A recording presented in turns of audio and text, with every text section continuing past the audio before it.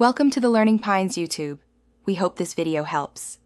In this video, I will explain how to get clever time management. First, clearly define your main goals and priorities. Then, break down any large tasks into smaller, more manageable steps. This makes them less daunting and easier to start.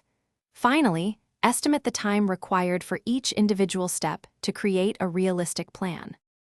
Once you have your tasks, create a structured daily or weekly schedule. Allocate specific time blocks for focused work, ensuring you have dedicated periods without interruption. Remember to include some buffer time in your schedule for unexpected issues or short breaks, which helps maintain flexibility. To maximize your productivity, actively minimize distractions during your focused work periods. Consider using techniques such as the Pomodoro method, working in 25-minute bursts with short breaks. Regularly review your progress against your plan and be prepared to adjust it as needed to stay on track. Continuously evaluate your time management strategies to see what works best for you. Explore various productivity tools and applications that can assist in organizing your tasks and schedule.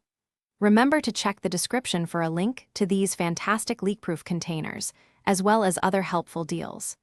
Staying organized, even with meal prep, contributes to overall efficiency. Thanks for watching. Consider subscribing if we helped you.